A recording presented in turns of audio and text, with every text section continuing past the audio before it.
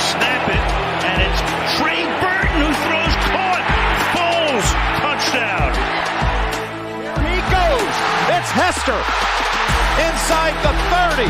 Hester's going to take it all the way for a touchdown.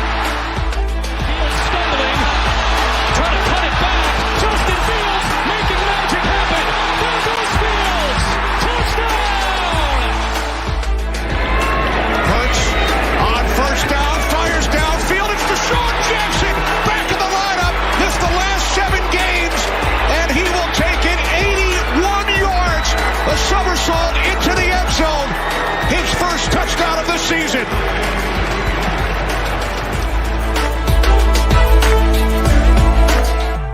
You're listening to The Pigskin Project, the world's #1 football podcast. Now, with more insights on all things football, here are your hosts, Ben Hansen and Ryan Matthews. Ladies and gentlemen, welcome back to The Pigskin Project, episode 106. Lots of stuff happening this week. Very excited to get to it. You know, when I realized that today was Wednesday and we did the podcast tonight, I was like, let's go. Time to talk football. I'll be honest. So March Madness has been underway. Yeah, that's the focus.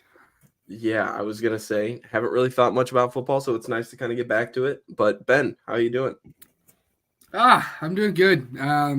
Probably my busiest week that I've had all school year. Couldn't tell you why. It's not like anything major's coming up, but yeah. So I've just been running every which direction. But I just got done. Well, I just got done with homework. But earlier today, had a volleyball game.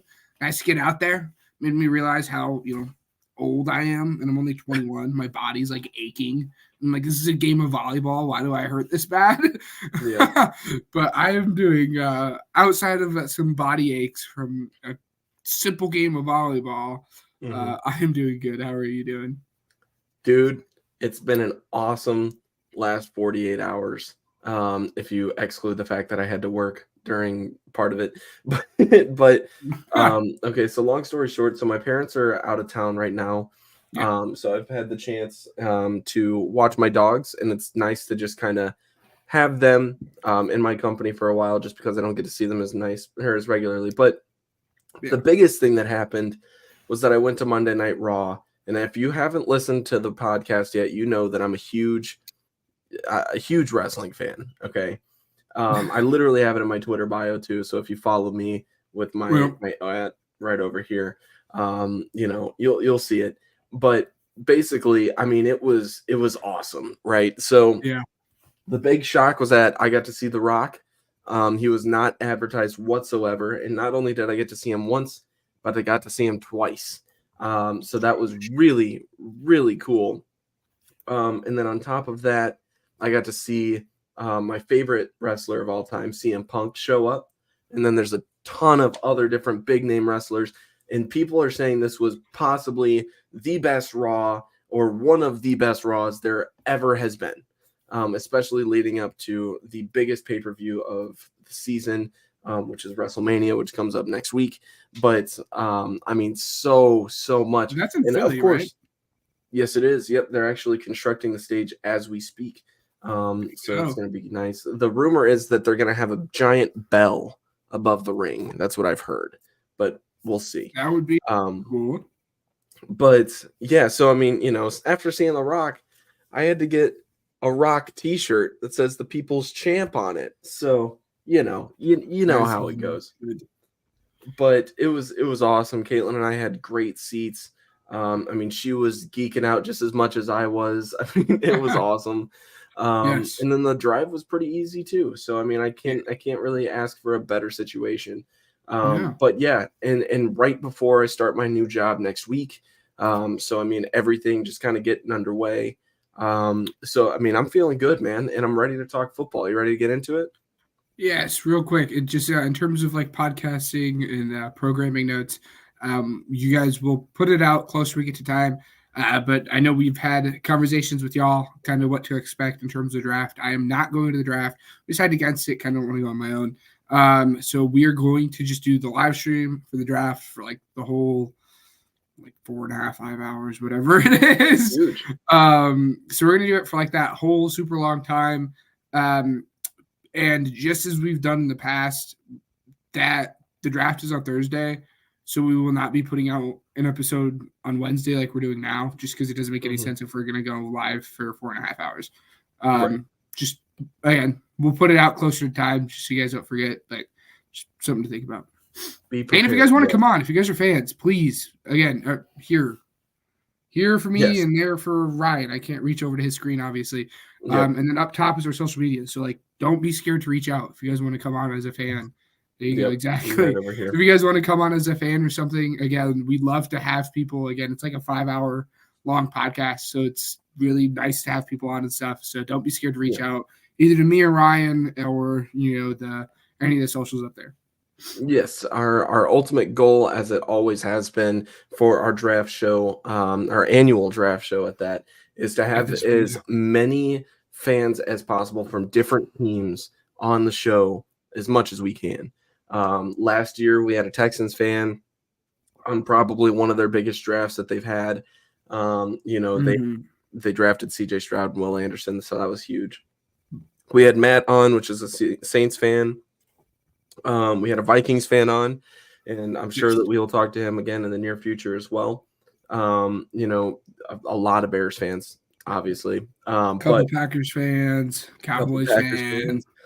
Yeah. So, I mean, hoping to see a little bit more because it's normally around the same people. So I want to get some new people in, but you'll probably see a couple familiar faces as well.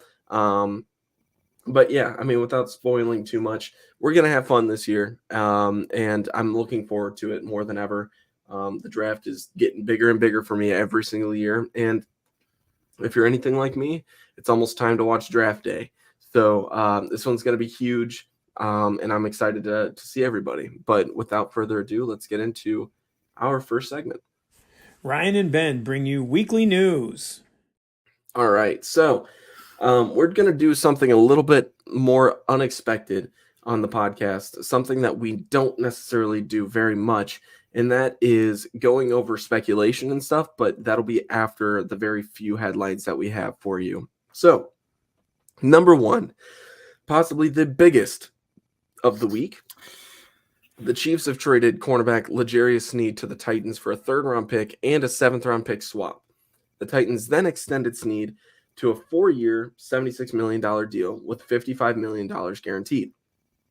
Not at all how much we thought Sneed would go for. Ben, what's your thoughts? Yeah, it's like you were saying, the big thing was it's just not as much as what you thought. I mean, you look back to, what was it? Gosh, probably, I think it was 6 years ago now at this point, when Ramsey got traded to the Rams. And he went for 2 first-round picks. Yep. And not that Sneed is what Ramsey was, but Sneed played like a top 5 quarterback this past year. I'm not saying he is, but he played like a top 5 cornerback in the league and doesn't even go for a current 3rd. He goes for a future 3rd. So, again, and we kind of saw the same thing with Brian Burns. He went for a 2 and a 5.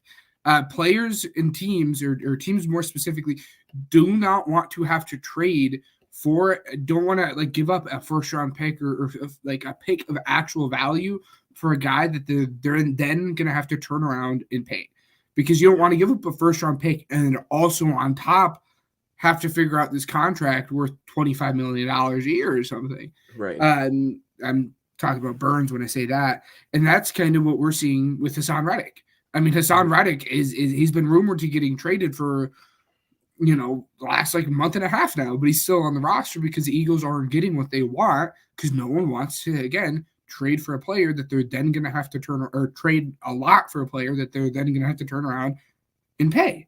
It's just not what teams want to do, and that's, I guess, the standard right now in the NFL. But, I mean, on the flip side of the coin there, man, I know how you feel about him, but the Titans have really had a good offseason. I know your feelings on him, but they made some big moves in Cushenberry and Calvin Ridley. And now Sneed. It's really good. I'm excited to see what that team looks like. I'm definitely excited to see Levis take that next step because that wide receiver room definitely got better. Yes. So, Oh, yeah. Going forward, that's huge. But another team that's making pretty positive strides in the offseason, the Steelers. Now, this isn't really necessarily the biggest move, but they did sign running back / kick returner Cordero Patterson. He's one of my favorite players, and I Yes. think despite his age, he still plays a pretty decent impact on at least the return game, and he can step in at running back as well and be still pretty good. So, Yeah. the Steelers signing him, especially with Arthur Smith and his connection there, that's pretty good for this Steelers team. What do you think? And the big thing is I don't think it's a surprise that he signed a contract 6 hours after the new kickoff rule. We'll Yep. get into that new kickoff rule here in a little bit, I'm sure. Mhm.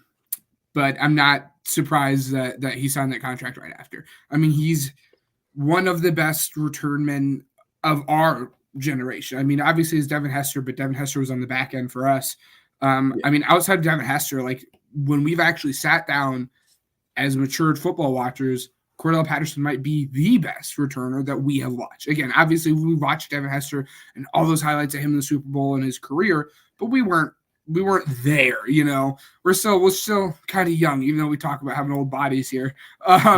We're still kind of young. So he's probably been the best returner that we've seen, and him with this new kickoff rule, it's gonna be a lot of fun, that's for sure. Yeah, and one of the NFL's concerns with that, and we'll dive into the new rules shortly, but one of the NFL's thoughts, despite the fact that we had pretty high scoring, a couple games that were pretty high scoring, cough cough, Dolphins, cough cough, but they wanted higher scoring games. We did see a pretty low scoring season this past year, so as you go into it, if we take out that Dolphins game where they put up like 75 points or something. Yeah. But like looking at it, there's a couple anomalies, but other than that, they were pretty low scoring. So, I'm excited to see an electrifying season. But more so with the signings, Rams signed cornerback Trey White to a 1-year deal. I personally wasn't expecting a long-term deal for Trey White just because of his injury history. It's kind of like a 1-year prove-it deal. I'm hoping that he can, better his stock amongst the league and maybe sign a bigger deal going after next year. Obviously rooting for players that have the injury history and stuff to kind of make improvements instead of, regress a little bit. But, so fingers crossed for him. The Rams get a pretty decent upgrade at that position. And then... Well... what do you think? I don't know if I want to. The Tre'Davious White signing, it was a good signing if he can stay healthy, and that's the big thing. Is he's been hurt pretty much every year the last couple of years, and he has not looked quite the same when he has played. But also, I wonder how much of it is because he's still fighting these injuries. He honestly went for a little bit more than I thought. I'm going to be honest with you. But if he can stay healthy, hopefully they got a good guy and he can bounce back to his old form. But it's the same thing. I mean, it's just a matter of can he stay healthy? So and then next up, the Panthers are signing Jadeveon Clowney. Details haven't been released yet, but they did sign him this week. He's still a pretty decent edge rusher when he gets the chance to be himself. That was one of his big complaints coming out of Cleveland, and he didn't play bad for Baltimore, if I remember correctly. So that was he actually played. It was probably one of the better years that he's played as of recently with Baltimore. I just think it's an age thing with him. Yes, definitely. Yeah, I agree. And then looking at the rest of the news, a couple big ones. If you're a Broncos or Lions fan, they are releasing new uniforms soon. There has not been a release date that have come out yet, but both teams are expected to release new uniforms before the draft. Lions especially have come out and said it's going to be before the draft, but we don't have a specific date yet. Broncos just said, hey, new uniforms coming soon. Me saying that both teams is going to do it is just under the assumption that they want the new jersey ready before they bring the guy up on stage that they're drafting. So, that's my biggest takeaway from that. I'm really interested to see what the hats look like. So I haven't looked at other teams' hats. The Eagles hats are already out. I don't know if the Bears draft hats are already out. Yes, I kind of like it. It's gotten a lot of backlash. I'll bring it up that way you can see it, and then I'll bring up the Eagles one just so other people can. Yeah, I mean the Eagles one is pretty basic. But I'm wondering if the Lions have dropped theirs and if the Broncos have dropped theirs and everything. They're not doing a logo change or anything, but I'm wondering if their draft hats would give, and I doubt that they would, but I'm wondering if it would give any hints as to what it would what the new uniforms would look like. So I think that this is one of those teams that definitely needed a new uniform and have Broncos? uniform. Yeah. I don't think that their uniforms are bad per se. But yeah, it's just in need of a touch up. Here's the Eagles hat for those of you that are wondering what it looks like. I like it. The bell on the side, go Birds, this is the biggest pretty straightforward Eagles thing, Yep. This is the Bears hat. Well, I want to make it known too as well. So Ryan showed a darker background, like for the Eagles, he showed like the dark background with the curved brim. For all of the draft, at least for the Eagles, I don't want to speak for the Bears, but the Eagles have a green one and a gray one like that, and they also have a curved brim and a flat brim. So they have, So they have curved brim, flat brim with both black and green. This is the one he's talking about, guys. Yeah. Not bad. I don't hate either one. That's cool. I like how there's multiple. I want to see if the Bears have multiple. You'd think that it would be. It doesn't look like it. They just kind of went simple. No, it's gray. It's gray. Well, it's probably the blue again. So teams are doing it with both. Teams are doing the blue and the gray. So nice. it's either. So yeah. Next up, a couple small things. Well, I mean, actually, you know what? I will expand on this. I don't know if you will. The Eagles' Week 1 game in Brazil will air exclusively on Peacock, and Amazon will also exclusively air a wild card playoff game this season and in future seasons. This is the new era of streaming sports. You're going to see a lot more streaming companies take control of, big games like that. Week 1 wild card is where it's going to start, but eventually it's going to get bigger and bigger. And then these, the CBS deals and stuff like that, even though they're huge, huge companies, I expect that to, you're going to see a little bit more of a downfall for that. Because these new companies have more money, so frustrating. It drives me bonkers. Specifically, like I don't know, it's different when it's like when it's apps that people would use. But the fact that we're doing Amazon Prime now and we're doing Peacock, and next thing we know, it's going to be a Hulu exclusive and then a Netflix exclusive, and like all you're doing now is prying fans away from the game because there's plenty of fans. It's a pay-per-view. Yes, but there are fans that don't quite have or are not in good financial situations, or you're a college student, but you're not in a good financial situation. So the only thing you can afford is NFL Red Zone or NFL Plus or something. And you buy this and you think to yourself, wow, like I think I'm going to be able to watch my team. I spent the $200 for it, and I think I'll be able to watch my team. And now week 15 rolls around and the Eagles are playing on Timbuktu's streaming service. Now I'm going to have to pay an extra $20 for that. It's frustrating. It is absolutely the most frustrating thing. The most frustrating thing for me is not only are you eliminating the people with bad financial situations, but you're eliminating the people from watching the sport that aren't as tech savvy as others. And I'm talking about people that, okay, my grandparents, not to throw them under the bus. Okay. They're not stupid. They're just not, they're not really familiar with the technological stuff. So looking at that, it's so tough because, I'll try and watch Thursday Night Football, for example, right? Mm-hmm.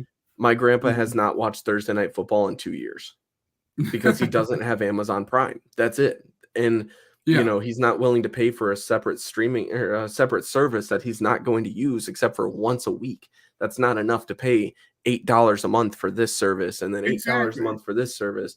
It makes sense if like some of them are, LinkedIn, but that's an additional fee for your Xfinity or whatever you have for, your television. So it's frustrating for sure. So just a heads up for anybody that intends to watch football, it's going to be this way for a little bit. Yeah. Anyways, this is the new rules, okay? Or these are the new rules, I guess is the correct way to put it. The hip drop tackle has been banned. This is the dumbest rule, in my opinion. This is going to be so bad. And this is just one more way for the NFL to just become a weaker sport. Now, I understand they're trying to protect players in a certain way. So offensive players, yes, they're all for it.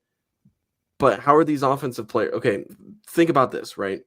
The way that DK Metcalf tackled Budda Baker when it was that huge highlight reel of a comeback tackle, that's a 15-yard penalty and an automatic first down because DK Metcalf tackled him in the wrong way? I promise you, NFL teams are not teaching their wide receivers how to tackle. That's not it.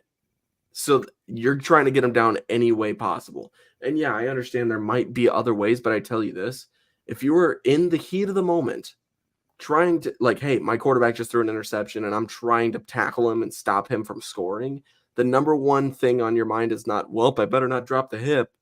Like, this is a new rule in football altogether. These are players that have been developed with this rule not existing, to where you'll have players coming into the game at the professional level and stuff and having to learn this that might not even affect their game altogether. That it's going to be such a ticky-tacky call, and it's going to frustrate a lot of people, and it's going to cost people games, and it's going to be another Twitter argument. Like, just be prepared, but this is not good. This is not good for the game, and I don't care what other people say. You might say that they're going to protect them and stuff. This is saving people from injuries. I don't care. This has been happening for years. It's just part of the game. If you don't want to get injured, don't play football, because it's going to happen at some point. It's a contact sport. It's a part of playing any sport. It's a part of playing any sport. I mean, there are players overseas that play rugby with no pads.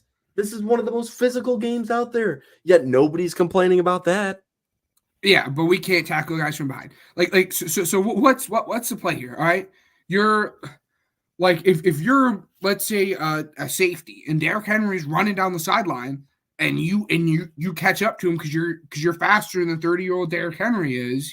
Tyler Newbern, for example. You just got to let him run. I mean, I understand it, but I don't know. It absolutely drives me wild. I mean, chiming in here.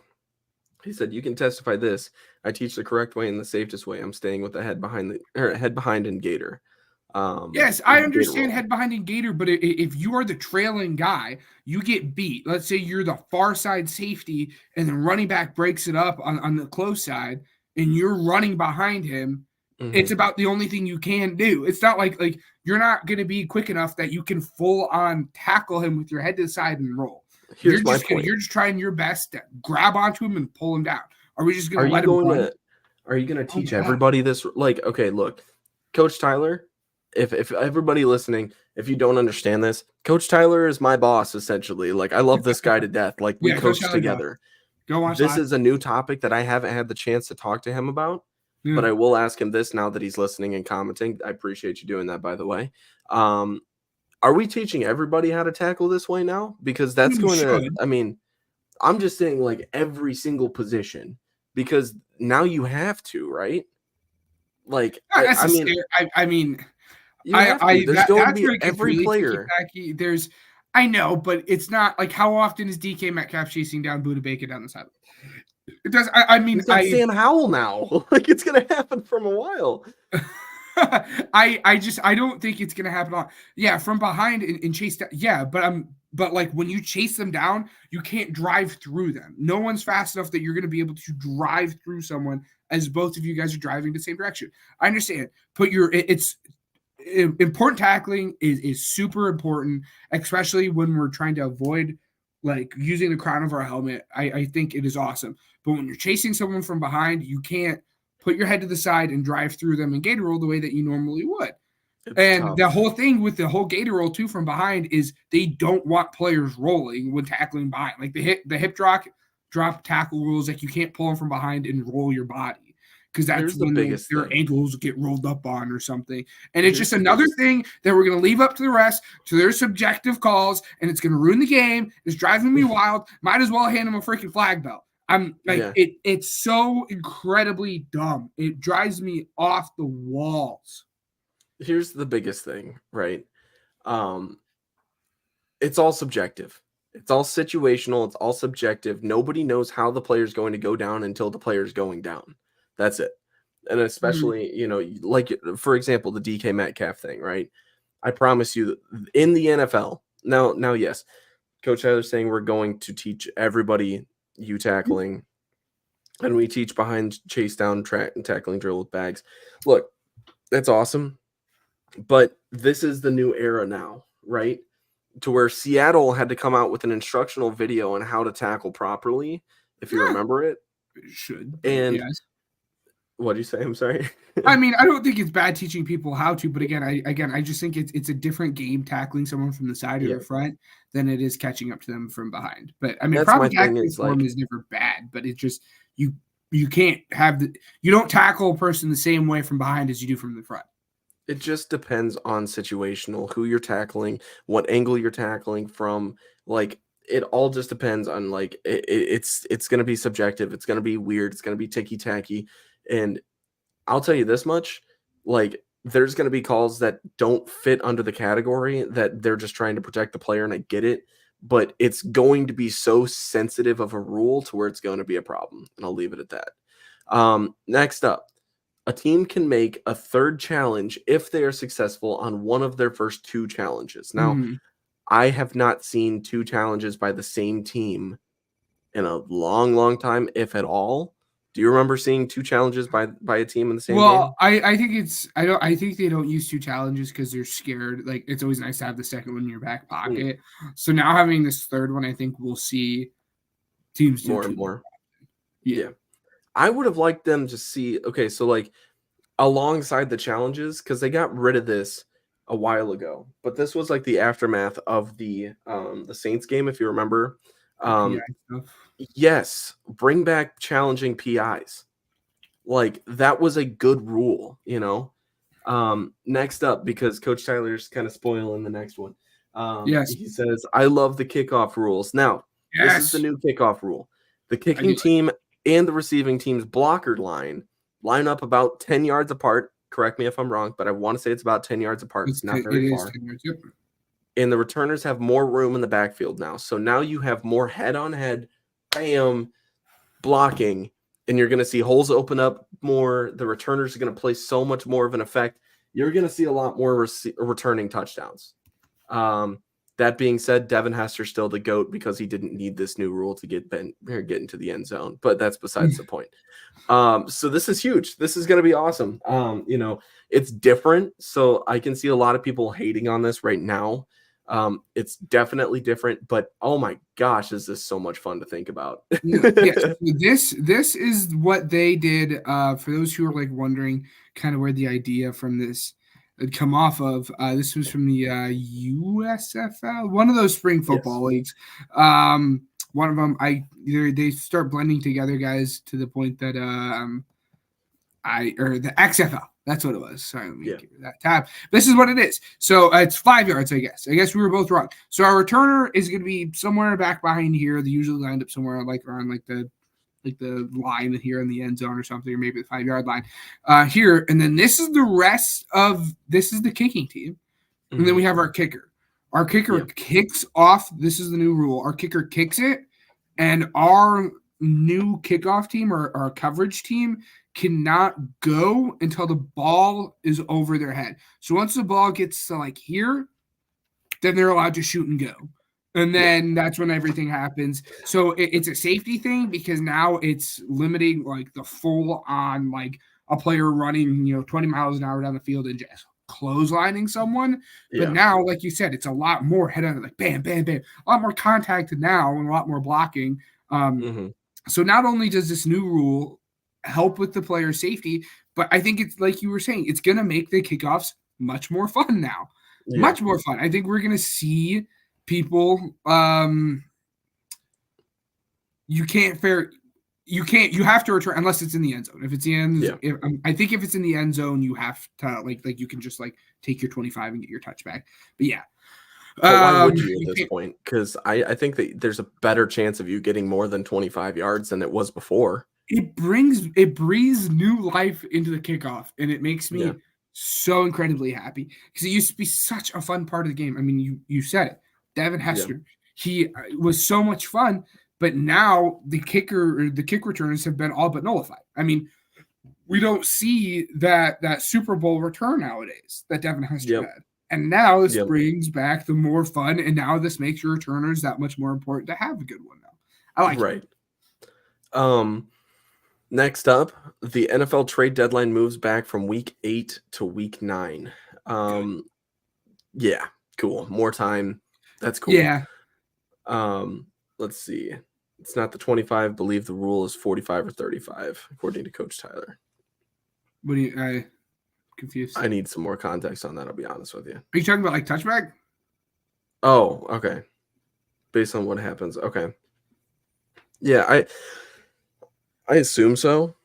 Yeah, I'm assuming you're talking about touchback. But yeah, no. Anyways, it's good. Yeah, it just allows teams more time in like the big thing was like with it being in week 8 was that like players would get injured week 9 or week 10, and it's a lot harder. And then you're like, shoot, I could have traded for someone, but I didn't because you weren't hurt. So it just allows more time to assess like the injury situation of players.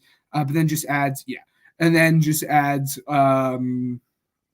like just another week for teams to hopefully, a deal like Jalen Johnson of the Eagles might have got done if it was week 9 instead of week 8.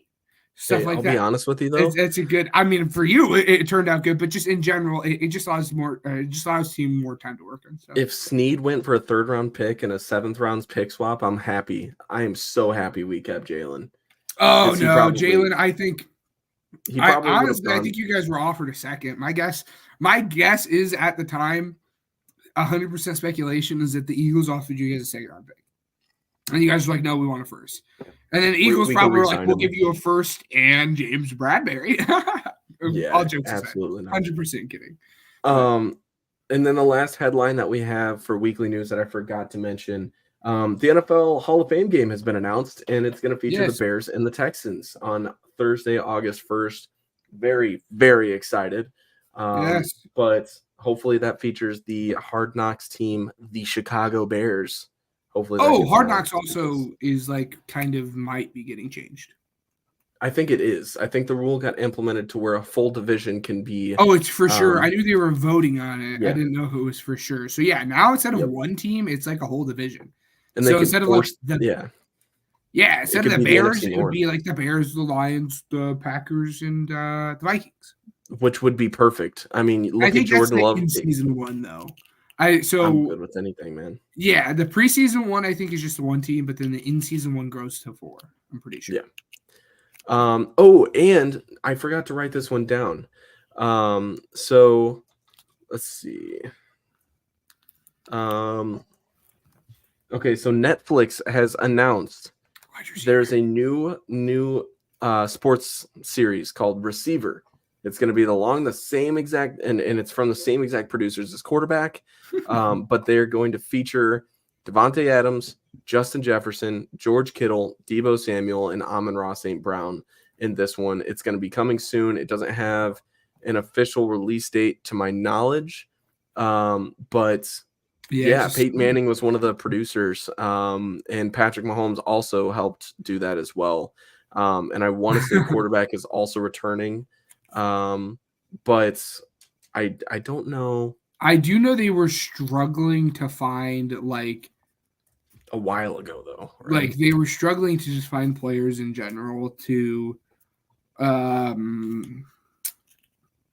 quarterbacks to do quarterback. Maybe they're making wide receiver That's what I wouldn't be surprised if they just pivot from quarterback to wide receiver, just because wide receivers are much more like to get their name out there. Like a lot of your quarterbacks are going to be reserve guys that just want to put their head down and stuff. You don't have a lot of like those like super high like media quarterbacks. But you go to a guy like Justin Jefferson, it's going to be a lot of fun, especially with his contract stuff going on.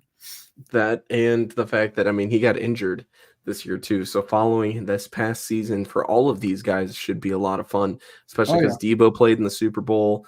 You got Amon-Ra St. Brown playing in the Lions. Nice run. You know, I mean, I don't know. Devontae Adams facing as much adversity as he did this past year is going to be awesome. Like, going to be a lot to watch. Coach Tyler chiming in saying the Bears make the playoffs every time they play in the Hall of Fame game. We've talked about it. I wouldn't be surprised if you guys are a nice little 7th seed there, maybe 6th seed. Give me the 5th seed. What are you guys are not going to be the 5th seed. Book it. We're about 21. Put a drink bet on it, pal. Anyways. Nah, I'm not doing that. As long as we make the playoffs, I'll be happy. But I want the 5th seed just because what would that? We wouldn't. Would we get home field advantage? Oh no, we would play the 4th seed. No, right? just 1 through 4 that do. So you guys would get most likely probably the winner of the NFC South. Ooh, so the Falcons then probably. Probably Falcons. I don't know if I was gonna say. So my division winners right now, as it stands, if I were to just say it on the limb in the NFC, I'd say the Lions again. Yes.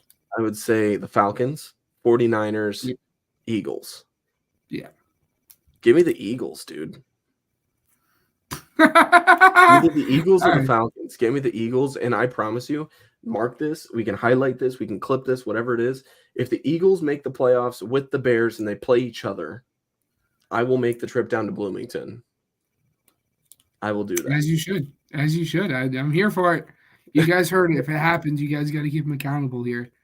Given that's like probably a good 10 months away, but still, got to keep them accountable here, guys. Next up is just a speculation segment. Brandon Ayuk is apparently on the trade block. They're listening to offers for him. Who knows? This is the big who knows section.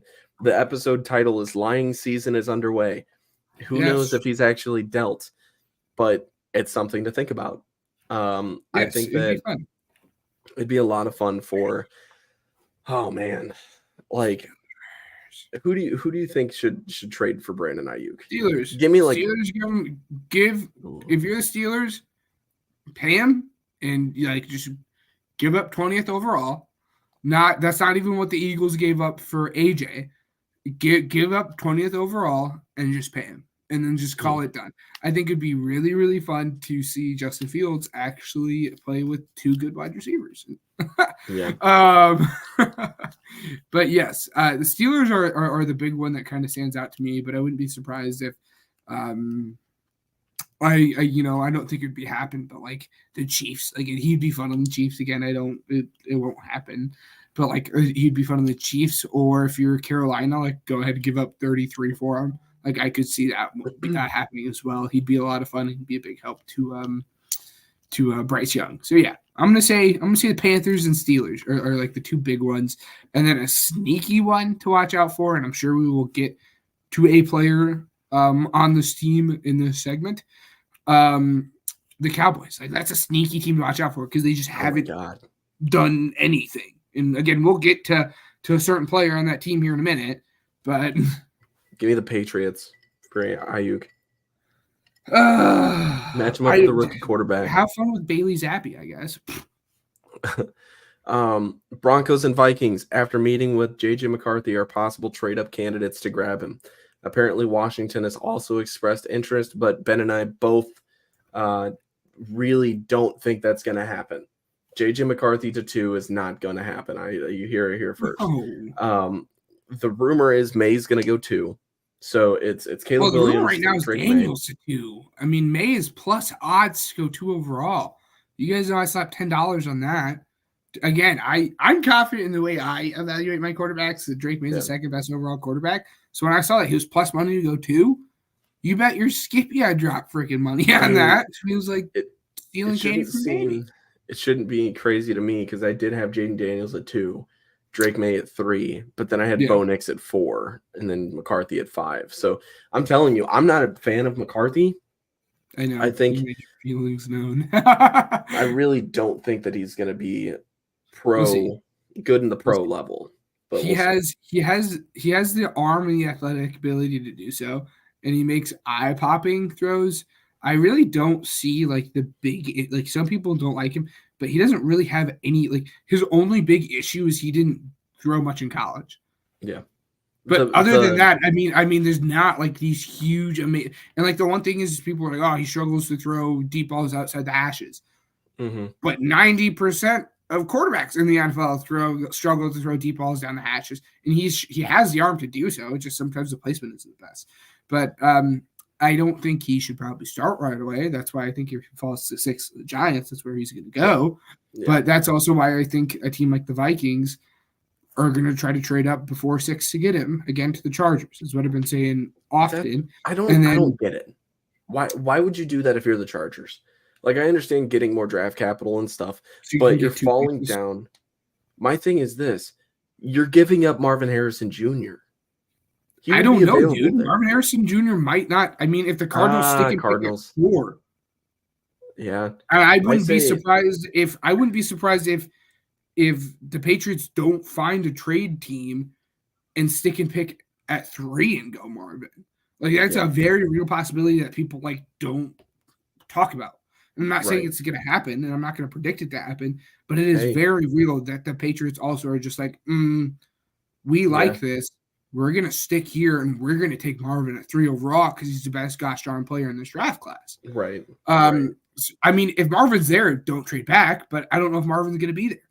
Right. And I like No, Neighbors. absolutely. I like Rome, but Rome might make it all the way down to 11 or 12 or whatever that is. And if he's not, go Mhm. ahead and take Brock Bowers. He's a pass catcher, and then go ahead and draft A.D. Mitchell with the 23rd overall pick that you get from the Vikings. That way, Yes. now you have 2 elite pass catchers in Bowers and A.D. Mitchell. I don't know.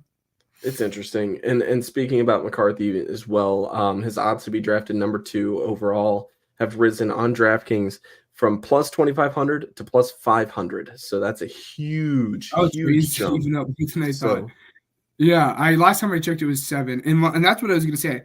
I don't be surprised if the Patriots do get a trade done with the Vikings or something, and the Vikings trade up to 3, and they select McDaniels or McCarthy over Daniels. It's just I want that to happen. I want that to happen. I bet you do. I bet you he fits your system far more than what Jane Daniels does. Jane Daniels, I've said it to you guys before. I think he's a first-round talent. Mm-hmm. You most people fall on 2 sides between him. Some people are saying he's like the quarterback too, and clearly the best, and some people are like, you're not even first round pick. I like to have a little bit more of a nuanced tank than that, guys. I think he deserves to be a first round pick, but he has the same issues that Justin Fields has, right? And the big issue with him right now, and Justin Fields, I think, was more just because he didn't have the weapons. But Jane Daniels' big issue is his first read isn't there. He's taken off down the field. I don't like it. He has the same issues. I really wouldn't be surprised if Kevin O'Connell, the Vikings head coach, has a preference to JJ and would take JJ 2nd overall anyways. But let's not get too caught up in the odds. It's just everyone in general, not again specifically you, just the public, because this time last year, Levis had the 2nd best odds to go 2 overall. And he fell all the way down to the 2nd round. So sometimes Vegas, most of the time Vegas is right, but sometimes Vegas has no idea what the heck they're talking about. Again, look at the 2nd best odds to go 2 overall, right? So I don't know. It's going to be interesting. You spoke about it a little bit. Eagles are not backing down on this either. They're seeking at least a 2nd round pick in exchange for Hassan Reddick. I'll be honest with you. I don't think it gets done. Yeah. I don't think it gets done. I think it'll get done. It won't be for a second. Really? It'll be interesting to see what happens there. It'll probably the be Bengals, like a third. The Bengals and wide receiver Jamar Chase haven't negotiated on an extension because they're waiting to see what Justin Jefferson gets. Don't like this for the Bengals. I'll be honest with you. If I'm a Bengals fan, I'm like, dang it. Like, get this done as soon as possible. It's a classic. It's a classic, like, I want to be the highest paid guy. So Jamar Chase wants to wait for Justin Jefferson to get $30 million so Jamar Chase can make $30.01 million. Right. Yeah, just to say he's the highest paid guy. I mean, it's as simple as that. And speaking of contract extension, not that it like worries me because I think it gets done before training camp, but like Eagles need to get this Devontae Smith contract done. I don't know. It's kind of stressing me out. I mean, we did it with Landon Dickerson. I don't know why we're not doing it with Devontae Smith. It's low-key stressing me out a little bit, guys. For those who don't know, Devontae Smith is like my favorite. Devontae Smith is my favorite player now on the Philadelphia Eagles. So get it done. Chop, chop. Last thing, the Colts officially have, well, I mean, I guess not officially. They didn't like say it themselves. But the report is that the Colts offered Danielle Hunter more money than the Texans, but Danielle Hunter still chose the Texans over the Colts. Heck, I would too, honestly. Yeah. Win, it's not like he didn't get paid a lot. Yeah, he got paid a bunch. So, you know, he's obviously prioritizing winning and money over just money or just winning. Well, like, you know. Yes. So it makes sense. It's a good move. Especially for him because he's aging too. He's kind of getting up there. It's a conversation that we've had on the podcast a couple times. Obviously, $1 million for me is life-changing. $1 million. $1 million for you, life-changing. $1 million for everyone listening to this podcast, absolutely life-changing. Yeah. But the difference between an NFL player making $25 million and $26 million per year is nothing to them. Because at a certain point, you're just making so much money that you don't know what to do with anyways. So you take the pay cut, and I say the little pay cut because, again, it's $1 million. And again, there's nuance to it. $1 million is a lot to us, but 26 versus $25 million is nothing to them. Right. You take the little pay cut, and you hopefully go and try to compete for a Super Bowl. And then the last thing that I mentioned with the Cowboys, I mean, for those, obviously, if you guys are watching, you guys follow, you know, the offseason and everything. They've done jack diddly do. And now the report coming out is they're not going to offer Dak his contract. After him coming off of his best season, Super Bowl caliber season, or MVP caliber season, and they're just not going to offer it.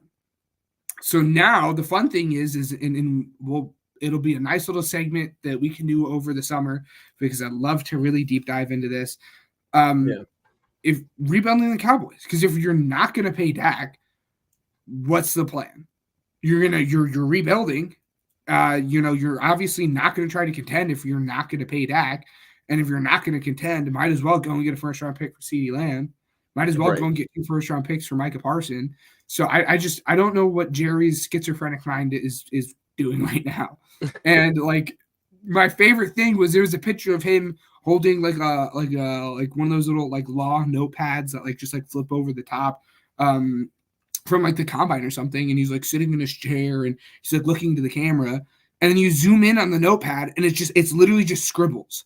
Like it is scribbles. Like it's not like he scribbled something out. It is just him. It's like he's just scribbling on the notepad.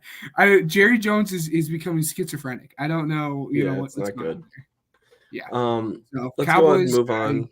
Long suffering. Yep. Pro football isn't the only game in town. Let's take a stroll to Ben's College Corner. Let's go, baby. This is the edge prospects. It's gonna be awesome. Yes. Edge prospects today. I was kind of debating about doing edge and defensive tackle, but if you guys were here for the opening, I've been pulled in every which direction. And like the top edge guys, the top 5 edge guys, I've already had squared away. I've been knowing what it was, but the depth of this class hasn't. I hadn't had much digging into, and the same goes for defensive tackle. And I didn't have time to do both, so we're not going to do defensive tackle this episode because I don't want to put out junk to you guys. Like I don't want to, do the edge and do the defensive tackle and just be spewing stuff out of my anus. So we are just gonna do. So we're just gonna do the edge for you guys, and we've done the corners and safeties. We've done the wide receivers and the quarterbacks. The only stuff left now, guys, is we've done linebackers as well. The only thing left on the defense is our defensive tackles. And then on the offense, it's just running backs, tight ends, and offensive line. And we can like lump some of those together. So just stay tuned as stuff comes out. I don't want to spoil what we're doing next week. You guys have to, stay tuned for that and see what that is. But anyways, edges. There's a top 3 clear guys in this class, and then there's a little bit of, I don't see a drop off, but there's definitely a top tier to all 3 guys here.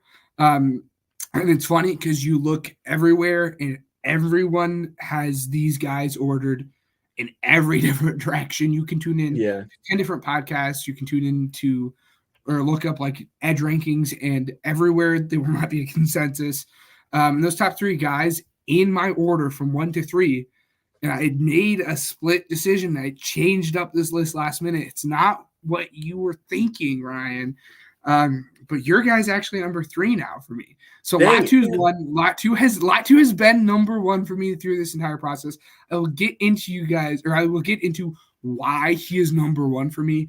But Latu's number 1 for me. Jared Verse is number 2, and Dallas Turner is number 3. For those who don't understand that, Ryan loves Dallas Turner. Who would Ryan, be your, why do you like Dallas Turner? Well, okay, hold on. Who's your 4 and 5? Can you tell me that? Oh yeah. So in terms of 4 and 5, Chop is a clear one. Chop, I still have big concerns on. Again, we'll get into what my concerns are with Chop. And then number 5, I know you like this. I have been like super high on this guy, and for those who have watched this podcast in recent years, this shouldn't come as a surprise to you. But Jonah Ellis is number 5 for me. Yeah, I really like Jonah Ellis. For those who don't know, I've always like the undersized like outside linebacker. I've always found one in the most recent classes that I've absolutely have fell in love with. And I joked with you and Matt that Nick Herbig walked so Jonah Ellis could run. Yeah. There's just something about the smaller, designated pass rusher outside linebackers that really just, get me going. And I think Jonah Ellis is even more than that. I was honestly tempted to put Jonah Ellis above Chop Robinson, but people would probably call me crazy and turn off the podcast if I said that. But it was a real conversation that I internally had to have with myself because I really do like Jonah Ellis. But those were my 5. So yeah, it's Latu, Verse, Turner, Robinson, and then Jonah Ellis. Do you have Jonah Ellis that high? Because I know you like Jonah Ellis. He's 5. He's 5. There you go. 4 and 5 are the same. So my number 1, as you said, Dallas Turner. My number 2 is Latu. Mm-hmm. Number 3 is Jared Verse. 4, Chop Robinson, and 5 is Jonah Ellis. I'm pretty sure our 6 is probably the same too. I only did top 5 just because I knew that you would do more homework than I would, and I was just kind of like, I'm gonna just do something simple. That way, it's easier to follow. But I'm just absolutely in love with Dallas Turner, man. He's just so dude, right off the get go, man. He is just so quick and explosion. First step, dude, it's so good. And because of that, he can beat his blocks so fast too. It's so much fun to sit down. It doesn't take me very long to get almost goosebumps watching this guy when I just pull up his highlights. If the Bears were to land Dallas Turner at 9, I'd be ecstatic if we got Caleb Williams and Dallas Turner. But his hands, he's got really, really fast hands as well. And because of that, like I said, he can, his moves, his finesse moves, stuff like that. It's so quick, and because of, what you had said as well is good first step. His burst is just absolutely insane right off the get go. Like I was saying as well. And then, just because of that as well, he's good in my opinion. I think he's good with the running game defense as well. So I think that, his pass rush is just phenomenal to me. I think it's great. And I will say this too. If Latu didn't get hurt, I'd probably be very conflicted. But Dallas Turner is just so good. And that's just what I really, really like. It's just how quick he is and how, fast he is. What it reminded me of, and I know his body, his size overall is just not at all the same as this guy that I was about to bring up. But Bears fans, I mean, when it comes to how explosive this guy is and dominant at the college level, it reminded me of just how dominant Khalil Mack was on the Bears defense. Like in terms of dominancy, like that's how dominant he was. And, you know, like it's crazy too, because like Chris Braswell, for example, right? Like you haven't heard a lot about him, but he was on the opposite side. And he's not really making that much noise, but I mean, Dallas Turner is just taking off, and it's like, I don't know, man. He's special. Like I'm praying for him, dude. Please let Dallas Turner fall into our laps, and then Ryan Poles, for the love of God, please pick this guy. Take him over anybody. No. Well, I'd be cool. I'd be fine with Latu and Jared Verse. Don't get me wrong. I could probably warm up, you know, to either one of them if we don't land Dallas Turner. But if Dallas Turner's on the board and we pick either one of those guys first, I'd be like, it was right there, you know? Like, so that's my take. But I'll let you kind of cover other stuff about these other guys and stuff like that. But that's why I'm in love with him. Yeah. No, you mentioned Braswell. Braswell, I wouldn't be surprised if he's like back end of the first or early second round. He's in like 2 tiers down. I don't want to he's technically edge 6, but edge 6 and edge 7 are like their grades are basically the same for me. But no. So yeah, in terms of Dallas Turner, because we'll get into it because you were gushing so much about him. Yeah, he's the second best athlete in this class, and it's like you're like, oh, like that's demeaning, like second best athlete in the class. No, he's just the first best athlete in this class is just electric, but that's besides the point. Dallas Turner, he's an amazing athlete. And again, the number one thing that stood off to me on tape was how quick that first step was and how explosive that first step was. Yes. It was wild. I mean, there were times that he was beating offensive tackles who knew the snap count off of the ball because of how quick he gets up and just goes. And then his bend there is great. Like he has really good hip and ankle flexion. So he's just an explosive athlete that is bendy, and we really, really like to see it. Him and Latu have one main concern that are the same for me, and it's just the power. Sometimes their power isn't there, but they're both really, really good with the finesse moves. The two things that scare me a little bit about Turner, he's not like the biggest guy, but that's not like a con for me. He's not like small like a guy like Jonah Ellis is. But since he's not like the biggest guy, sometimes he struggles setting those edge and like getting off of his block to fill his gap in the run game. So just setting the edge and just getting off the block in the run game is the concern for me when the offensive lineman fires out and is trying to drive him. It's a little concerning for his ability to get off, but I'm sure as he grows into his frame and puts more muscle on, it won't be as big of a deal. But yeah, he's edge 3 for me. As far as my edge 1, that's Latu. He has the best, like without a doubt, the best tape in this class. Whether or not he's the best edge in this class is a different story for many, because we'll get into him as a player.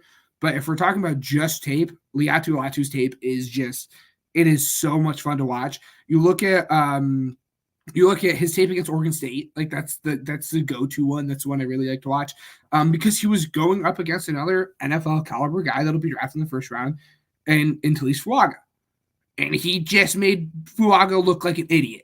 He made Jordan Morgan, a guy who will probably go in the second round, maybe early third, look like an idiot. You guys just don't know how to handle him because of how much finesse he offers at 6'5". He had his cross chop, so his finesse moves, so his cross chop, his swim move, his spin moves, his finesse moves are just, I mean, it is tape level film. Like it is teach tape. That is how good it is. His hands are great. He has an arsenal of pass rush moves. He has a big frame. He's 6'5". He's the biggest of I won't say biggest, but he's the tallest of the 3 guys, and his bend is great. And he is hard to move off of his spot in the run game against college guys. The concern there is moving to the next level. He has short arms. He has the shortest arms of any of the top 3 guys, which is a little funny because he's the tallest. He only has 32.5-inch arms. So it's going to be a little bit different when you're offensive tackle like Orlando Brown, who has like 36-inch arms compared to his 32-inch arms, gets his hands in his chest a little bit in the run game. I don't know how well it's going to actually turn out, but the big concern for me is just his short arms. He's not like this elite athlete that we're looking for, but he's not a bad athlete. Like his short area quickness and his short area explosiveness is good. He's like basically top 70 percentile and like all of those surrounding short area movements. His like long speed isn't there, but that's not a big deal. You're rushing a passer that's 10 yards down the field. But then the big concern with Latu is his medicals. He had to medically retire from UW Washington because of a neck injury. And that's going to be the big thing for him. It's how teams evaluate him. Media, media doesn't know what the heck's going on. Some NFL teams will probably completely move him off, just take him off the board. Say he's not even on the board because he had to medically retire because of his neck injury. And some teams will say, our medical's checked out. He hasn't had an issue with him. We'll go ahead and draft him. And that's a concern with him. And it's the same thing that it's the same like situation like Jalen Phillips. Look back to, I think it was 3 drafts ago now at this point. He was an edge rusher who ironically went to UCLA, where Latu's from, who had to medically retire, then transferred to Miami.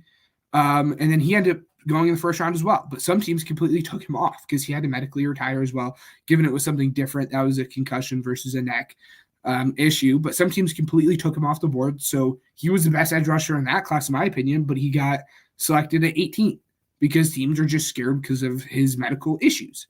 But if his medicals weren't there, he would be a top 10 pick without question.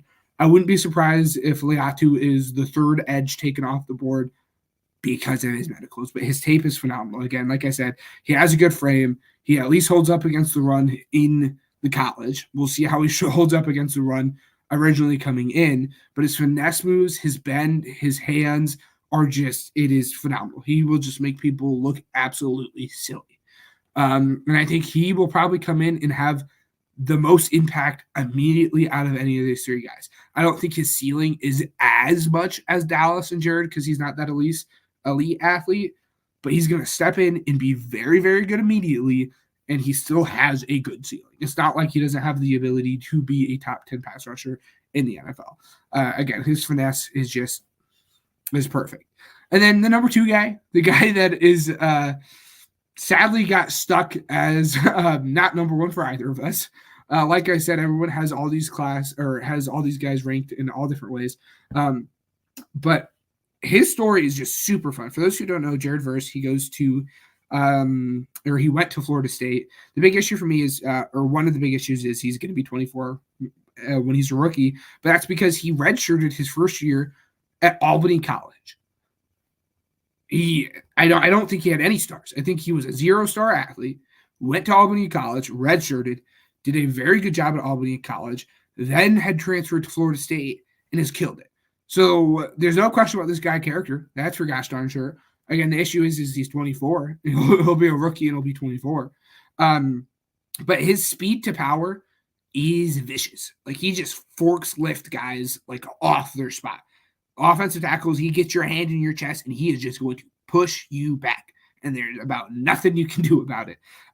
He plays with his hair on fire. He's very, very active. Oh, that's the thing about Latu too. His motor is just phenomenal. Like it is just Liatu's motor is just like a league above everyone else's. But anyways, Jared just plays with his like hair on fire in a good way. He's just very active. His hands are always moving. He's a good athlete. His speed to power is phenomenal, and he has very, very, very good hand placement. The big thing for me with him, again, is the age. He's 24 years old. He's going to be a rookie. A little concerned, but if he lives up to his potential, it's really not going to be that big of a deal. He doesn't have that amazing bend that Liatu and Dallas have. And then his issue is he shoots upfield way too often, and that's a big issue in the run game because he'll shoot upfield and he'll create this nice, big, semi-truck size window for running backs to run through. But again, this isn't a Myles Garrett class. You don't have your Myles Garrett. You don't have your Von Miller. You don't have like these, even a Kayvon Thibodeau in this class. But these top 3 guys would be 2 edge 3 in pretty much every class. These guys are really, really, really good. Now in terms of the next tier, these two guys are lumped together. It's two guys that you had already mentioned. That is Chop Robinson and Jared Verse. Yeah, Jared Verse. I know Coach Tyler. Coach Tyler loves Jared Verse, just as Ryan wants Dallas Turner to go number 1 overall.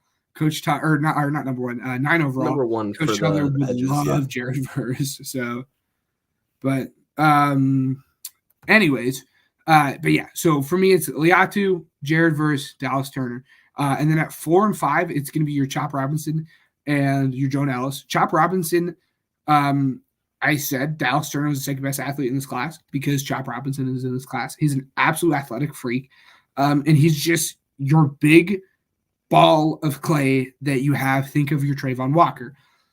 I caution people, just as I cautioned people 2 years ago now at this point, that Trayvon Walker probably not have even been a top 10 pick. Go back and listen to me talk about Trayvon Walker. I did not like on Trayvon Walker. He was on my poo-poo list. I wasn't there. But he has same thing for Chop. He does not have the production. It's really, really scary that a guy has this many traits and just has not been able to put it together. And you will have a greedy GM that says, I can fix him. I'll be able to do it because he has these amazing traits. Like, he's a great athlete. His get off is awesome. He's bendy as all get out. But why is he not put it together? That's the big question. He just has a complete lack of production, and it is really, really scary. And then in terms of other things outside of the lack of production, he's small. He's just a smaller guy. His frame isn't quite there. He's not quite Myjai Sanders and stuff, but he's on a smaller frame. I think he's 6'2". He's kind of skinny. And because of that, he can struggle setting the edge in the run game as well. Again, Chop Robinson and Liatu probably will come in and be more of designated pass rushers, but I have more confidence that Liatu is going to eventually grow into a 3-down rusher, unlike Chop. I don't know if Chop will ever get there. And then the guy I'm a little bit higher on than the rest, Jonah Ellis, a guy that I really was thinking about, like I said, putting in at 4. He's from Utah. He has the bloodlines. His dad was a first-round pick at defensive tackle. He has a couple brothers that play in the NFL. He has Christian Ellis. I just know he has 2 brothers that play linebacker, one for the Eagles at one point, one for the Saints. And then he has a brother that also plays defensive tackle. So he has the bloodlines, which is really, really fun. But anyways, as far as Jonah Ellis, again, he's your smaller guy. He's, I think he's 6'1", 232 pounds. So he's your smaller guy, but for his size, he actually holds up against the run better than I thought. Again, he's not going to ever be your elite run defender. Like, teams are not going to be like, oh, we can't run over to his side. But for his size, he holds up against the run better than what I would have thought. And just as I love Liatu because he had his pass rushing repertoire built up, Jonah Ellis is the same way. He can throw like 7 different moves at you, and he does a very, very good job of flashing something in the first quarter or the second quarter and having an offensive tackle think about that. So when he comes back around to the third and fourth quarter, the offensive lineman thinks this is what he's going to do, and Jonah Ellis switches it up on him and sets him up and does a different move. So he does a really, really good job with that. And then for a smaller guy, you would hope he's quick off the ball.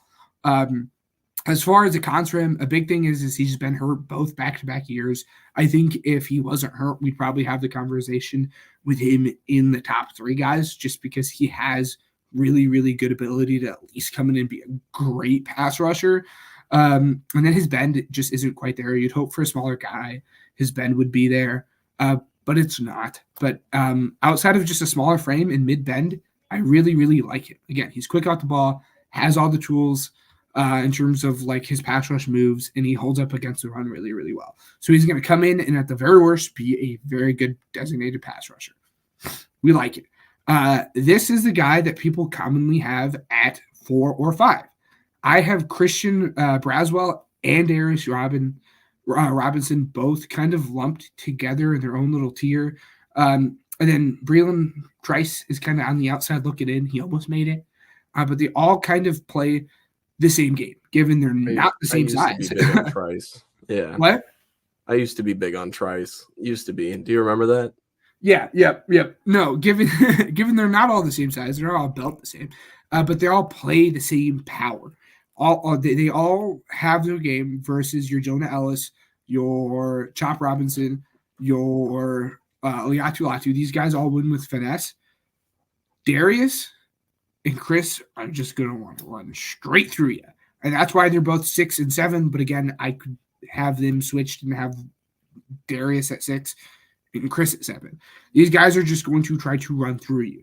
But in terms of Chris, just as I said with Jared, he has a good speed to power rush, which is really funny because he's not fast at all. I don't see he's not fast at all, but he doesn't play with speed. But his speed to power is very, very good. Like I said, his game is based on the power, and he's just a dense guy. But no shock, a dude that plays with power probably doesn't have the bend that you want from your top elite pass rushers.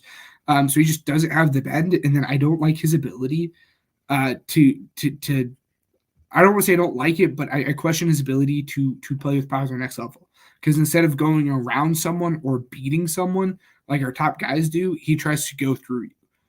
A lot of these NFL tackles can just drop their anchor and say, you're not going through me. You're not going to bull rush me.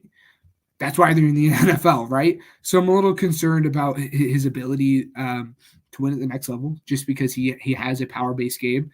And the NFL guys see that stuff all the time, and they're just going to drop their anchor and say, I'm not going anywhere. The same goes for Darius Robinson. But Darius Robinson has a bigger frame. Darius Robinson is 6'5" and weighs 285 pounds. And I call it NASCAR. NASCAR is when you throw in your fast guys at defensive tackle. NASCAR, a good example is when in the Super Bowl, the Eagles ran a lot of NASCAR when they played the Patriots, and they kicked Brandon Graham, who's an edge, into their 3-tech. And you're going to be able to do that with Darius. Darius is going to be a nice 3-4 defensive end. I think he'll be able to play 4-3 defensive end. But he's going to be really, really fun in those NASCAR packages when you kick him in to play inside. But anyways, he's a big edge. He is very good at dropping his anchor just like NFL tackles are. He's going to be able to drop his anchor and keep his space in the run game. You're not going to be able to push this guy out of his spot. And I would hope not at 285 pounds playing the edge. And his power moves, I really like his power moves, and he has better moves than what Chris does. Again, Chris tries to go through you. Darius likes to set up his power using like a push-pull move or something like that. And then Darius, for a dude that's 285 pounds, has a good motor. Like it honestly surprised me. But it's kind of the same issues that Chris had. He doesn't have the same bend. And he's not very explosive.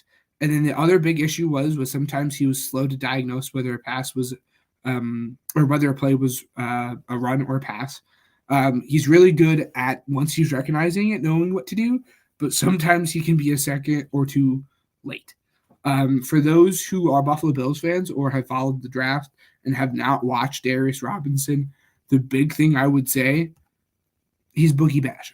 I couldn't put my tongue on it until today. Like I had an aha moment in me and Ryan's group chat where I'm like, finally remembered who this guy is reminding me of.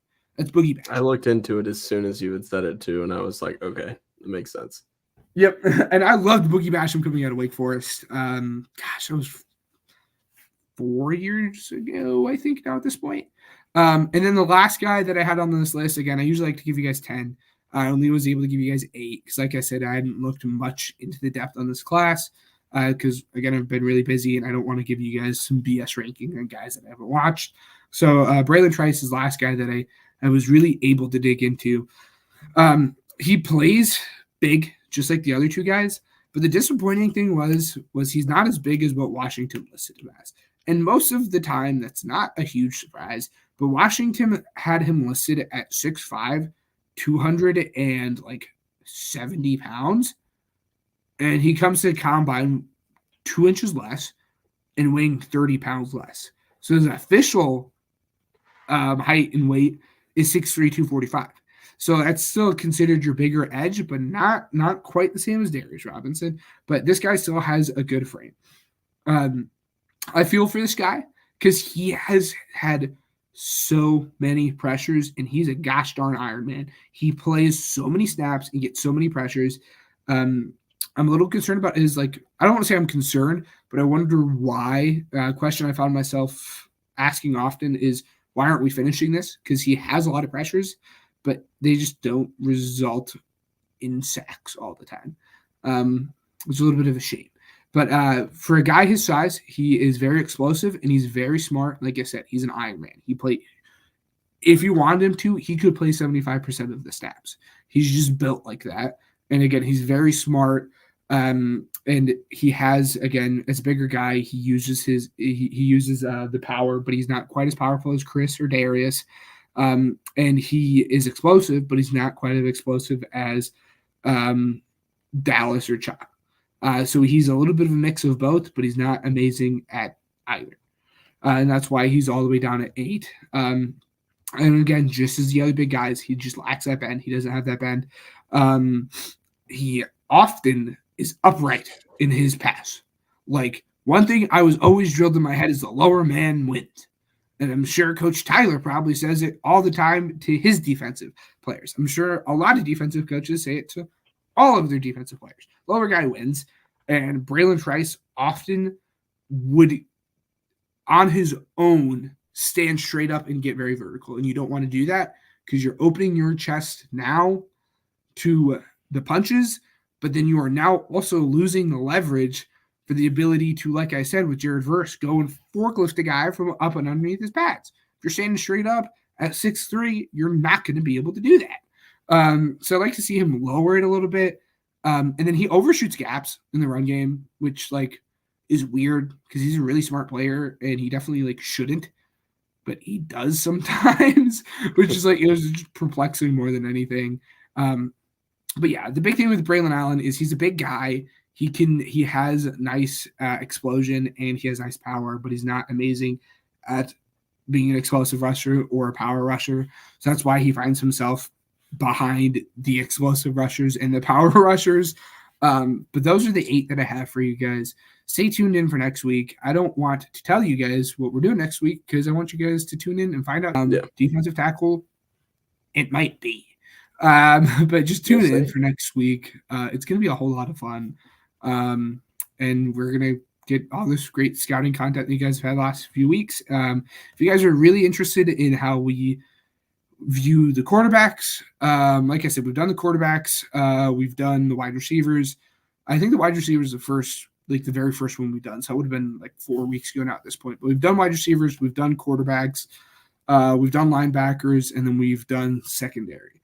So if you guys want to go back and listen for those and you guys are interested at all on my stances and Ryan's stances on those guys, go back and listen to the last few podcasts. They're all going to be right around the 45-minute to an hour mark is right around when we start this. So if you guys are interested at all, go back and listen to those podcasts. Definitely. Let's get started. It's time for America's favorite game, Weddle. You sniped it this week, dude. I know. won last week, but you sniped it. So he sent it to the group chat. Ben was playing Weddle, and if you've listened to it before, he normally guesses AJ Brown right off the get-go. And this time, or not this time, but this week, he was able to get it on the first guess. So now Gervin Dexter has to get it, right? Right, it has to be Gervin Dexter now. Those are just the rules. So let's go ahead and get started. What's your first guess for this one? Oh, I don't know. I just want to now. I can't do AJ Brown. I know it's not gonna be AJ. Was it for easy mode or hard mode? I didn't ask you that. It was for easy mode. It would have been really cool. Gotcha. Yeah. Nonetheless, we'll go ahead and we'll get funky with it. We can't because this is the easy mode. Devontae Smith. Then. Wow. Hey. All right. Let's see. An NFC player, 6 foot, 25. Who was in that draft class? That plays in the NFC. Who's in that draft class that was in the NFC? All right. So that's 6 feet tall. So first, let's look at the North. Obviously, it's no one on the Bears. I don't think it's anyone on the Vikings. No. No. Addison was drafted later. Well, I was thinking of JJ. JJ? He's not 6 foot. He's taller than that. Easy. I think he's 6'1". It can't be. Can't The be a one who comes to Packer mind because they're all ridiculous. is Williams, Jameson Williams. Is who comes to mind for me. I could be wrong. I don't know what number he is. So. Now he's taller. Nah, never mind. But it is in the AFC or NFC Right. South. So that NFC South. So, but it's not. not Chris Olave. He was the year after. But is he?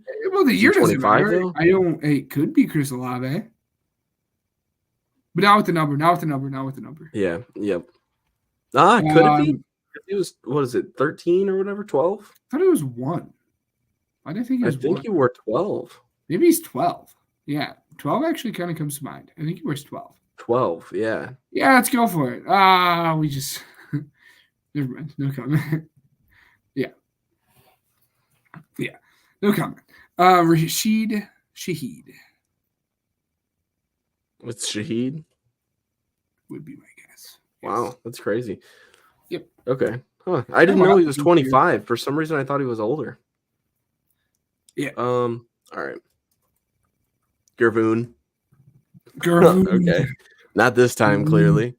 Okay, at least it's not defense. Because I know offense way better than I know defense. Ben, what are you thinking? Throw a dart, buddy. Throw a dart. I know. We're just gonna try to think of like an obscure offensive player in the AFC. I was thinking Hayden Hurst, but it can't be Hayden Hurst. He signed with somebody new, didn't he? I was thinking Jonnu Smith, but it can't be Jonnu Smith because of height.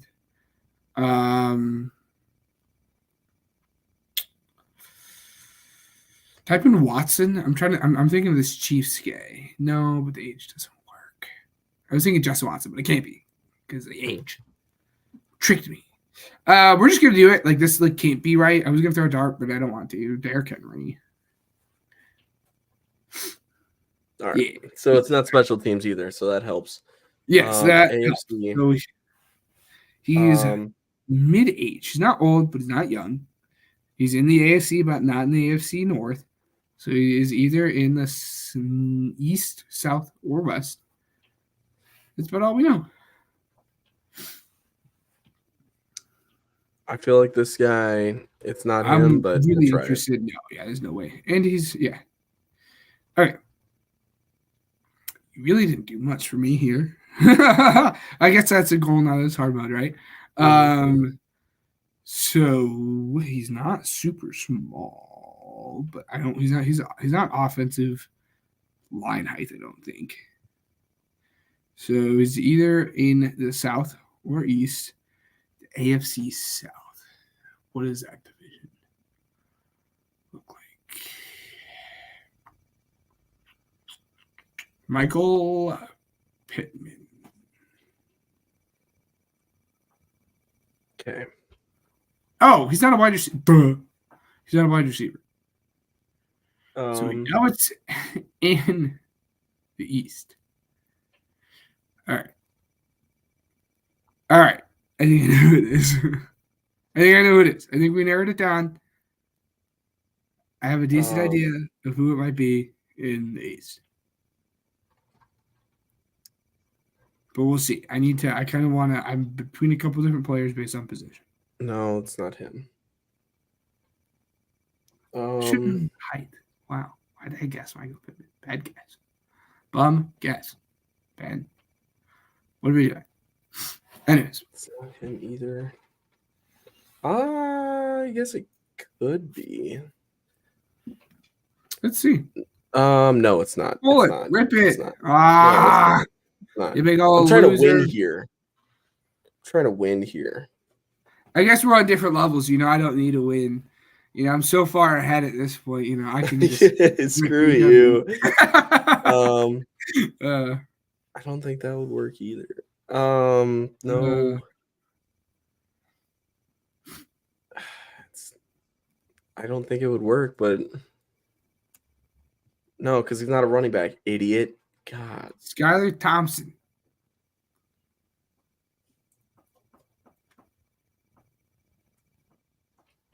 Oh! Oh! You're kidding. You're Nice. kidding. 2 Hold straight on, exit weeks. out. Hold on, exit out. Look at how close. I wanted to see how Wait. close.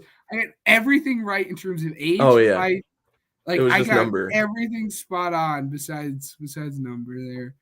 I thought for sure there was no way it was gonna be Rashid Raheed in the easy mode and Tua in the hard mode, but here we are. Yep. Gotta get the All punches right. right. Hey, good job. If I win next week, I bring it within 10. Yes. Here we go. At this point, you're rooting for me. This is like the Bears-Packers rivalry. It's not even a rivalry. All right, guys. Ben, any closing statements? Yeah. A, Kentucky sucks. B, opening day is tomorrow for baseball. If you guys are baseball fans, that Go starts Cubs, tomorrow. go, baby. Yeah. So that starts tomorrow. It'll be a lot of fun. And hopefully your guys' brackets aren't quite busted. Hopefully you guys didn't have Kentucky making it all the way. So I want to clear up one thing. The Bears are not clearing a locker room and giving Caleb Williams a key card. That is not happening. yeah, Any what? Bears fans that have been reading that and saying that's bull crap. Brad Biggs put out an article saying that they want to get him in and process as much as possible with him before the draft. That way, as soon as possible, they can get him in, meaning after the draft, they can get him in and clear a locker and get him established in the locker room. That way, he's already established by training camp and he knows the stuff. They're just trying to get the offense underway. The Bears are going to be taking Caleb Williams. It's like basically like the worst kept secret in the league. The pick is not going to be moved. It's going to be Caleb Williams. They're basically coming out and saying it. Ryan Poles is just playing stupid for whatever reason now, just because, well, I guess it's out of respect to the league because you're not really supposed to just come out and say, like, yeah, we're taking this guy. But just know, do not fall under this bull crap. Everybody's taking what Brad Biggs says and just spinning it, because I promise you that's not at all what he said. I promise you. It makes me so mad. No, I can't. People leave it up to the media. Spin shit. Stuff. Spin stuff. Sorry, guys. Then one last thing in terms of programming, it's about that time. We are doing mock drafts now. They will not be going. Obviously, we're not doing them live, but they will be out. Probably have it scheduled to drop at some point tomorrow morning. But stay tuned for that. We're not posting it on like any of the podcasting stuff. Something like this, where you guys can find it anywhere you listen to your podcasts. You can't do that for the mock draft. Mock draft is going to be YouTube exclusive only. You guys are the first to hear about it. 28 of you guys that are listening now. Make sure you guys go ahead and check that out tomorrow or Friday, whenever it comes out. For the next couple weeks until the draft happens. So I want to find this quote just because I think everybody deserves to know. Look what you guys have done to this man. It makes me so mad. Don't be doing this crap. Look what you guys have done. Oh, dang it, man. Let's see. I'm trying to like skim through it just to see. Let's see. Dang it, man. Yeah. Also, Caleb Williams doesn't have to do much to be the greatest rookie Bears quarterback of all time, by the way. I think he just has to throw for like 2,500 yards, and that's it. It's not very much. Yeah. Let's see. Yeah, like they're planning a lot for him, essentially. Like they're bringing out whiteboards and stuff, like telling him about some of the offensive plays and having him kind of call it back to him and like, write it back and everything. They're testing him as much as possible. Yeah. But when it comes to the whole locker room thing and everything like that, that was literally just something that Brad Biggs has said as kind of like a, I want to get him established without saying it. Like, if you're a journalist, how can I say the Bears want to get him established without saying the Bears want to get him established? Like, let's stretch it out a little bit. And that's exactly what he did. And it's not stretching the truth because the Bears are doing that, but they're not getting him a key card and they're not getting him a lot because he's not a Bear yet. They just don't do that. That's never happened in the history of the league. The Bears aren't just like, hey, Caleb, we're going to take you. So, here's access to our gym. Like, that would be very unprofessional. So don't be stupid. Lying season is underway. So when you see all these stupid news articles coming out saying that the Bears are doing that, they're not. Please don't fall victim to it. Yes. Thank you for listening to the Pigskin Project, episode 106. We want to thank Spotify for Podcasters, Regional Radio Sports Network, and Uppercuts Grooming for helping us grow as a podcast.